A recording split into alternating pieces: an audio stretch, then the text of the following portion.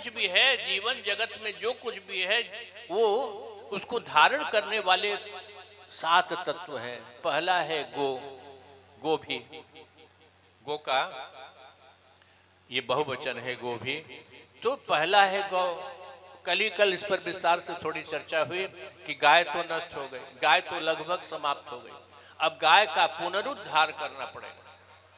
यहां से लेकर बंबई तक मैं देख रहा हूं, मुझे गाय का दूध नहीं मिलता। गाय माने जर्सी गाय नहीं है, एक और गाय जो बड़ी बड़ी वाली गाय है, जो विदेशी गाय, क्या उसको करते हैं, फिजिशियन है, फिजिशियन, हाँ फिजिशियन है। ये गाय नहीं है महाराज। गाय मतलब वेद लक्षणा गाय, जिसको वेदों में जिसका वर्णन है, तो वेद लक्षणा गाय के ये ककुंद निकला रहता है, ये डील निकली रहती है। ध्यान दीजिए, पिछली शताब्दी में क्या इस शताब्दी में भी थे डॉक्टर राजीव दीक्षित, बहुत बड़े साइंटिस्ट हुए और भारतवादी भारतीयतावादी बहुत बड़े ज्ञाननिष्ठ साइंटिस्ट हुए।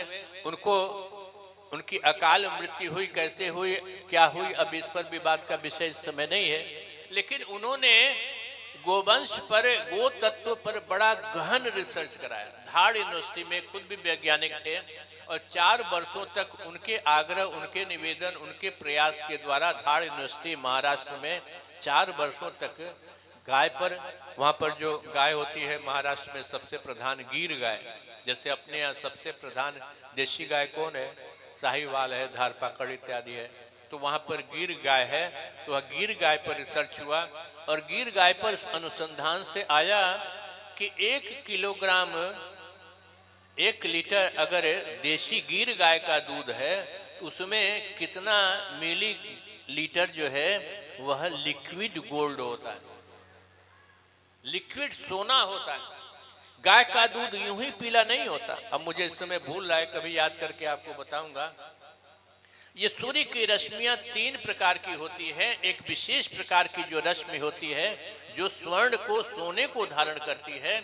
सब कुल तो रश्मियों का खेल है। कभी मैंने आपको बताया था, इस मंदिर में बताया है, विशुद्धानंद जी महाराज पिछली शताब्दी में बनारस में ही रहते थे, बहुत बड़े सौर्य वैज्ञानिक हुए और अभी 1966-68 तक वो विज्ञान बनारस में था। पंडित गोपीराज कविराज महाशय थे और उनके पास डॉक्टर भगवती प्रसाद सिंह जी थे, गोरखपुर यूनिवर्सिटी के प्रोफेसर थे, हमसे अच्छा संबंध था। तो उन्होंने मनीषी की लोक यात्रा पर उनके बारे में, विशुद्धानंद जी के बारे में, गोपीनाथ कविराज जी के बारे में बड़ा विस्तार से लिखा है। और 1966 की 68 की घटना है कि उनके यहाँ गए, बनारस में मोहल्ले का नाम इस समय मुझे भूल रहा है, अभी भी उनका स्थान है। तो उन्होंने कहा कि अच्छा क्या खाओगे, अब जाड़े के दिन है, और कह दिया कि महाराज दशहरी आम खाऊंगा। तो सामने मेज था, मेज के ऊपर अखबार, अखबार धीरे धीरे फूलने लगा और दशहरी आम आ गया। जो कहो पैदा कर देते। तो पूछा कहां से पैदा, कैसे पैदा करते? तो सूर्य की रश्मियों के पुनः संगठन के द्वारा सूर्य की जो 7 प्रकार की विविग्योर, जो 7 प्रकार की रश्मियां हैं, उनको पुनः संगठित करके कुछ भी बना सकते। मुर्दा गौरैया को, किसी ने गौरैया को ऐसे उसका गर्दन पकड़ के मरोड़ दिया, मार डाला और फिर कहा कि अच्छा जिला दीजिए, तो उसको उन्होंने जिला दिया। ये क्षमता, ये सामर्थ्य ऐसे ऐसे ज्ञानी, ऐसे ऐसे रहस्यवेता आपके हिंदुस्तान में अभी 50 साल 40 साल पहले तक रहे। अभी भी बहुत से लोग, उनके स्थान जो है वह हिमालय के क्षेत्रों में है। तो मैं आपसे ये कह रहा था कि गिर गायें जैसी, तो वो जो सूर्य की उन रश्मियों को धारण करने की सामर्थ्य होती है इन गायों में, उनकी विशेष नाड़ी होती है उनकी रीढ़ की हड्डी में जो उसको ग्रहण करती है, और इसी कारण सूर्य की रश्मियों से स्वर्ण का वो अंश धारण कर लेते हैं। इसलिए देखो, गाय के दूध में आपके स्मरण शक्ति को बढ़ाने की सामर्थ्य होती है, भैंस के दूध में नहीं होती, जर्सी में तो होती नहीं। जर्सी का दूध जंगली गाय उरुस से बना है, जर्सी गाय, और वो जहरीला होता है। कल मैंने आपको बताया कि सीधे इस दूध को मार्केट में, यूरोप में डाल ही नहीं सकते। कोई डेयरी वाला सीधे मार्केट में दूध डाल दे और अगर पकड़ा जाए तो वो जो है जेल में जाएगा। हिंदुस्तान में तो बड़ी आसान व्यवस्था है, जितनी चीजें दुकानों पर मिलती हैं, किराने की दुकानों पर, जो खाने पीने की सारी चीजों में मिलावट, कोई ऐसी चीज है जिसमें मिलावट ना हो? शंभू जी से पूछो, शंभू जी कहेंगे कि हल्दी में मिलावट नहीं है। हर चीज में मिलावट है, दूध में, दही में, घी में, मसाले में, मिठाई में, हर चीज में जहर भरा हुआ है। लेकिन यूरोपीय देशों में, अमेरिकन देशों में, जो लोग आपके रिश्तेदार परिवार के घर के लोग यूरोप में हो या अमेरिका में, उनसे पूछिए, अगर पकड़ में आ गया तत्काल कार्रवाई हो, तत्काल सख्ती से कर। तो डेनमार्क, जहां से ये गाय, देखो प्रमोद जी कल भी गाय की चर्चा सुनते हुए गए, आज फिर गाय की चर्चा पर आ गए।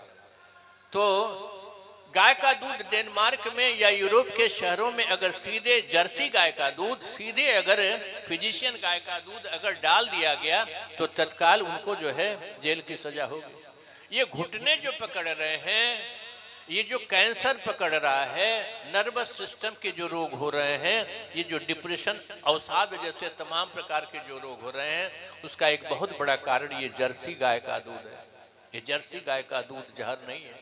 वो पहले अगर इस्तेमाल भी होता है तो वो दूध जो है वह प्रयोगशालाओं में जाता है, लेबोरेटरी में जाता है, और लेबोरेटरी में उनका शुद्धिकरण, शोधन होता है।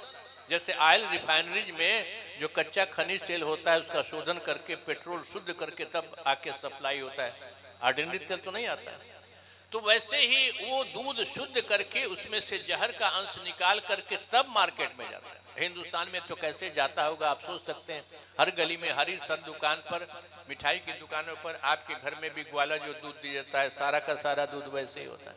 तो इसलिए राजीव दीक्षित जी कहते थे कि इससे बढ़िया भैंस का दूध ले लो।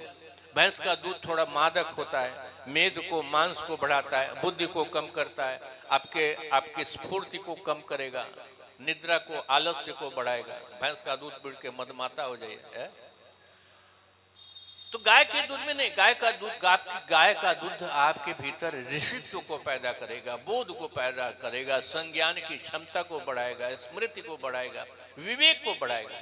किसी ने मुझे दिखाया महाराज, वीडियो क्लिप देखी, देशी गाय थी, अब पूरा ये डील ऊंचा था, और ये यही पहचान है देशी गाय की, ये पूरा निकला हुआ, और ये मुश्किल से 7 फीट की 6 फुट का बरामदा था। तमाम स्त्रियां सोई हुई थी रात को, और देशी गाय उधर से आ रही थी। अब उसमें स्त्रियों के ऊपर से ही जाया जा सकता और कोई जगह नहीं थी, तो देशी गाय आगे आगे थी। अब देखो हम तुम चलते हैं तो 2 पांव से चलते हैं महाराज, तो देख रहे हैं कि कहाँ पांव पड़ रहा है, लेकिन गाय चलती है तो 2 पांव आगे 2 पांव पीछे भी है, उसको कैसे देखेगी कि मेरा पिछला पांव कहाँ पड़ रहा है। लेकिन 7-8 से अधिक स्त्रियां थी, किसी को भी देशी गाय ने कुचला नहीं, और आगे वाली स्त्री जो लेटी थी उसको इस पर, यहाँ पर उसने बक्ष पर अपने छोटे शिष्य को लेटाया था, उसको आके सूंघने लगी। बड़ी सुंदर सफेद गाय थी, बहुतों ने शायद क्लिप देखी होगी। तो ये देशी गाय की महिमा है। देशी गाय का जो बच्चा होता है भीड़ में भी उसे उसकी माँ पहचान लेगी, लेकिन ये गाय जो है जर्सी गाय पहचानती नहीं, बड़ी बोदी होती, अपने बच्चे तक को नहीं पहचानती, इसलिए कि गाय है नहीं हमारा, ये जंगली जानवर है, हिंस्र जानवर है, इसके अंदर वो सामर्थ्य, विवेक की, बोध की, ज्ञान, ये ऋषियों को, ब्राह्मणों को पालित करने के, उन्हें ऊंचा उठाने के, उनकी तपस्या को आगे ले जाने की सामर्थ्य इस गाय में नहीं। ये तो आपके भीतर के ऋषित्व को, बोध को, ज्ञान को, तपस्या को क्षरित करके, आपके अंदर बोध को क्षरित करके, ये आपके अंदर के आलस्य को, निद्रा को बढ़ाने वाली, उन्माद को बढ़ाने वाली ये गाय है। तो गो भी, पहला जो है गो भी, गाय नष्ट हो गई।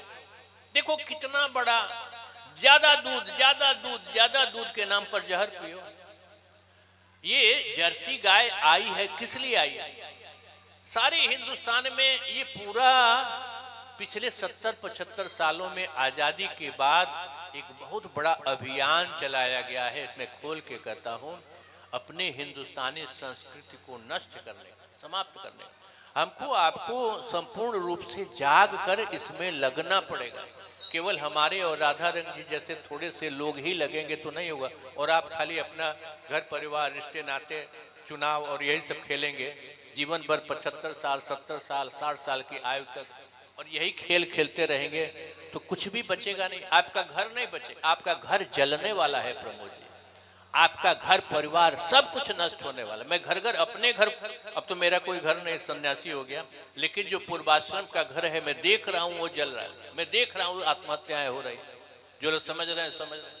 और सबका कारण यही है कि पिछले 70-75 सालों में इस ढंग से ये अभियान चलाया गया। विकास के नाम पर कुछ भी ना करो, समृद्धि के नाम पर समृद्धि होने चाहिए। अरे पहले धन होना चाहिए, पहले भूखे पेट में भूखे भजन न होई गोपाला। तो सबको भूख को समाप्त करते करते उसको विलासी बनाने के फेर में, उसको संपन्न बनाने के फेर में धर्म नष्ट कर दो। धर्म जीवन का आधार। ये 7 चीजें ही समाज को, धरती को धारण करती है। उसमें पहला है गाय। लेकिन आपको लगता है कि गाय का दूध नहीं पिएंगे, भैंस का पी लेंगे, गाय का जर्सी का पी लेंगे, थोड़ी बीमारी होगी दवाई खा लेंगे। चेयरमैन साहब यही सब सोचते। ज्यादा से ज्यादा लोग, कोई किसी को फिक्र। मेरे जैसे लोग बोलते चले जाते हैं, हाँकते चले जाते हैं। आप लोग भी कहाँ ध्यान देते? तो इन्हीं कपड़ों में आते हैं।